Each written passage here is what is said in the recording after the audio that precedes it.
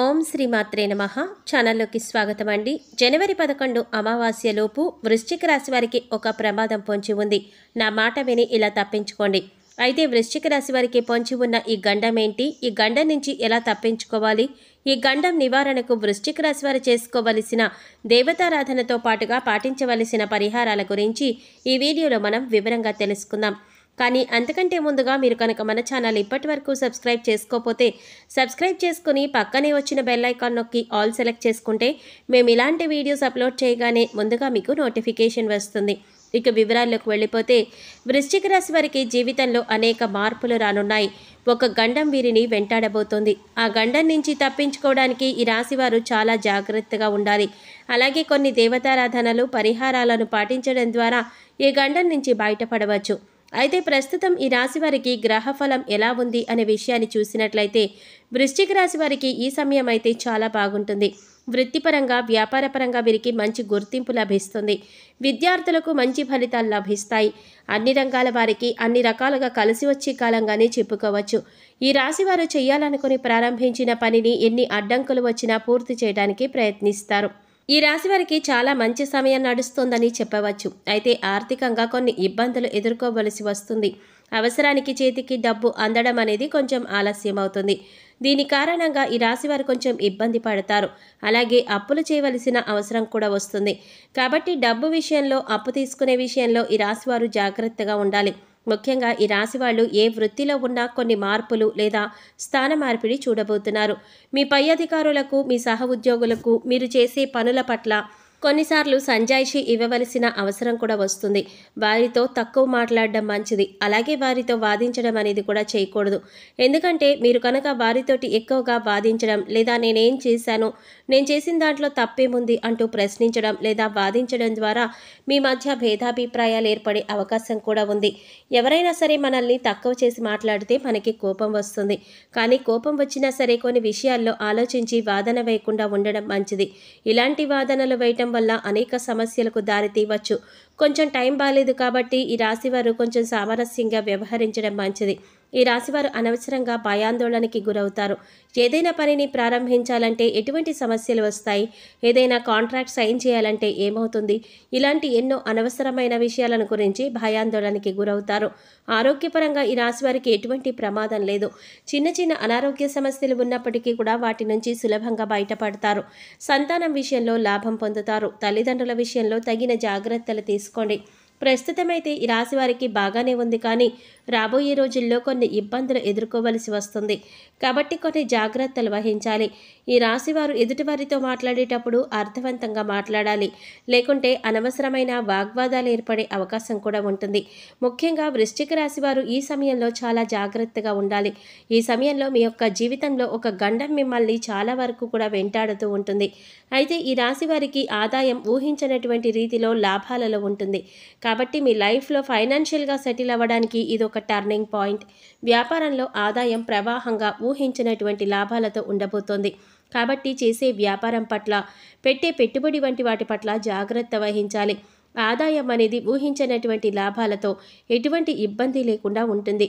ఆర్థిక సహాయం కోసం దరఖాస్తు చేసుకున్న వారికి బ్యాంకు నుండి రుణాలు లభిస్తాయి. ఈ రాశి వారికి కుటుంబం యొక్క సహకారం సంపూర్ణంగా ఉంటుంది. అలాగే తోబుట్టువుల నుండి సంపూర్ణ సహకారం ఉంటుంది. కానీ కొన్ని విషయాల్లో జాగ్రత్తలు పాటించాలి. మీరు చేసే ప్రతి పనిలో కుటుంబ సభ్యుల సహకారం లభిస్తాయి, కానీ ఆర్థికపరమైనటువంటి విషయాలకు వచ్చేసరికి సహాయం అనేది లభించదు. మీ యొక్క కుటుంబ సభ్యులను విసుక్కోవడం వంటి పనులు చేయకండి.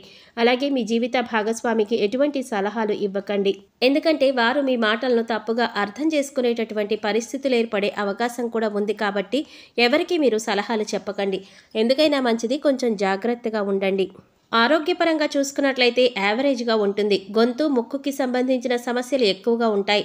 అంతేకాకుండా వాహనాల వల్ల ఆరోగ్య సమస్యలు ఎక్కువగా ఏర్పడే అవకాశం ఉంది. కాబట్టి ముఖ్యంగా ఈ 5 రోజుల్లో మీరు డ్రైవింగ్ చేసేటప్పుడు ప్రయాణాల్లో జాగ్రత్తగా ఉండండి. మీరు వెళ్ళేటప్పుడు, వచ్చేటప్పుడు చాలా జాగ్రత్తగా ఉండడం మంచిది. ముఖ్యంగా చెప్పాలంటే ఎదురు చూసుకుని వెళ్ళడం, ఎదురు చూసుకుని రండి. ఇలా చేయటం మీకు మంచిది. అలాగే మంచి సమయం చూసుకొని బయలుదేరడం కూడా చాలా వరకు మంచిది. డ్రైవింగ్ విషయంలో జాగ్రత్తగా ఉండండి. సాధ్యమైనంత వరకు ప్రయాణాలు చేయకండి. లేదు మీరు ఖచ్చితంగా ప్రయాణాలు చేయవలసిన పరిస్థితి ఎదురైతే ప్రయాణం చేసేటప్పుడు కొన్ని జాగ్రత్తలు తీసుకోండి. ఏవైనా ప్రత్యేకమైన వాహనాల్లో ప్రయాణం చేయండి. సాధ్యమైనంత వరకు డ్రైవింగ్ మీరు చేయకండి. మీ సొంత వాహనాల్లో ప్రయాణం చేసేటప్పుడు ఒక డ్రైవర్ని పెట్టుకుని వాహనాలను నడిపించుకోండి. ఏదైనా పనిని ప్రారంభించేటప్పుడు అనేక ఆటంకాలు ఏర్పడే అవకాశాలు కూడా ఉంది. కాబట్టి చేపట్టిన ప్రతి పని కూడా కొంచెం జాగ్రత్తగా పూర్తయ్యేలా చూసుకోండి. భాగస్వామ్య ఒప్పందాల విషయంలో జాగ్రత్తగా ఉండాలి.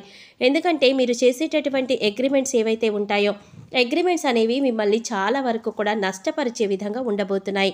కండిషన్స్ అన్నీ చదివి అర్థం చేసుకున్నట్లుగానే ఉన్నప్పటికీ ఏదో ఒక మెలికతో అగ్రిమెంట్లు ఉంటాయి. కాబట్టి అగ్రిమెంట్లో సంతకం చేసేటప్పుడు జాగ్రత్తగా ఉండడం ద్వారా నష్టం అనేది తగ్గుతుంది. సరైన సమయంలో తగిన జాగ్రత్తలు తీసుకోకపోతే ఆర్థికంగా ఇబ్బందులు ఎదుర్కొంటారు.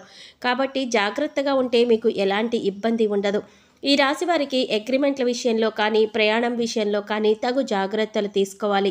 అయితే కొన్ని దేవతారాధన చేయటం ద్వారా ఈ రాశివారు తమ కష్టాల నుంచి దూరం చేసుకోవచ్చు.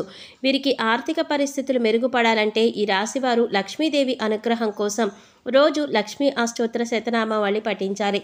అలాగే అమ్మవారి అనుగ్రహం కోసం శ్రీ లలిత సహస్రనామం చదవడం వీరికి చాలా మంచిది. అలాగే ఈ రాశివారు మీ జీవితంలో ఆధ్యాత్మిక విషయాలు సేవా కార్యక్రమాలకు ఎక్కువ ప్రాధాన్యత ఇవ్వాలి. మంగళవారం ఆంజనేయ స్వామి వారిని దర్శనం చేసుకోవడం చాలా మంచిది. ఈ విధంగా వృశ్చిక రాశి వారు చేయటం ద్వారా సంపూర్ణ అనుగ్రహాన్ని పొందుతారు. వృశ్చిక రాశి వారికి ప్రయాణాలలో గండం ఉంది కాబట్టి కొన్ని పరిహారాలు చేయటం ద్వారా ఈ గండం నుంచి విముక్తి పొందవచ్చు. ఈ రాశివారు రానున్న గండం నుంచి తప్పించుకోవడానికి పాటించవలసిన పరిహారాల గురించి తెలుసుకుందాం. వృశ్చిక రాశి వారు మృదువైన మెరిసే సిల్క్ లేదా ఇతర మెరిసే బట్టలతో తయారు చేసే బట్టలను ధరించడం వల్ల అదృష్టం లభిస్తుంది. అయితే ఈ రాశివారు ఏదైతే సమస్య ఉందో అంటే రాబోతున్నటువంటి గండం నుంచి బయటపడాలంటే అది మీ కుటుంబంలోని స్త్రీలపైన ఆధారపడి ఉంది. మీ కుటుంబంలోని స్త్రీలను గౌరవించండి. వారి ద్వారానే మీ గండం నుంచి బయటపడతారు. ఈ రాశివారు మీ కుటుంబంలోని మహిళలను అనాథ శరణాలయాల్లో కానీ దేవాలయాల్లో కానీ స్వచ్ఛంద సామాజిక సేవా కార్యక్రమాలు నిర్వహించే సంస్థల్లో కానీ పేదలకు కానీ అన్నదానం చేయమని చెప్పండి. ఆర్థికంగా మేము బాగానే ఉన్నాము అనేటటువంటి వారు వీలైతే మానసిక స్థితి సరిగ్గా లేని వారికి వైద్యానికి అయ్యే ఖర్చును సహాయం చేయండి. ఇలా చేయటం చాలా మంచిది. కుదరని పక్షంలో మీకు వీలైతే కనీసం ఒక 10 మందికి భోజనాలు పెట్టండి. సుమంగళి మహిళలకు భోజనం పెట్టి తాంబూలం ఇచ్చి దక్షిణ ఇచ్చి వారి ఆశీర్వాదాన్ని తీసుకోండి. లేని వారికి ఆహారాన్ని పంపిణీ చేయండి. అలాగే సుబ్రహ్మణ్యేశ్వర స్వామివారి మందిరంలో 27 మంగళవారాలు 27 ప్రదక్షిణలు చేసి స్వామివారికి అభిషేకం చేయించుకోండి. ఈ విధంగా చేయటం ద్వారా వృశ్చిక రాశి వారికి రానున్న 5 రోజుల్లో పొంచి ఉన్న గండం నుంచి బయటపడతారు. సో చూశారు కదండి, జనవరి 11 అమావాస్యలోపు వృశ్చిక రాశి వారికి పొంచి ఉన్న గండం ఏంటి, గండం నుంచి ఏ విధంగా బయటపడతారు అనే విషయాలను ఈ వీడియోలో మనం వివరంగా తెలుసుకున్నాం కదా. ఈ వీడియో మీకు నచ్చినట్లయితే లైక్ చేసి మీ ఫ్రెండ్స్ అండ్ ఫ్యామిలీ మెంబర్స్లో వృశ్చిక రాశి వారు ఎవరైనా ఉంటే వారితో మర్చిపోకుండా ఈ వీడియోని షేర్ చేసుకోండి. అలాగే ఇప్పటి వరకు మన ఛానల్ కనుక సబ్స్క్రైబ్ చేసుకోకపోతే సబ్స్క్రైబ్ చేసుకుని పక్కనే వచ్చిన బెల్ ఐకాన్ నొక్కి ఆల్ సెలెక్ట్ చేసుకుంటే మేము ఇలాంటి వీడియోస్ అప్లోడ్ చేయగానే ముందుగా మీకు నోటిఫికేషన్ వస్తుంది. మరో చక్కటి వీడియోతో మళ్ళీ కలుసుకుందామండి. ఓం శ్రీమాత్రే నమః.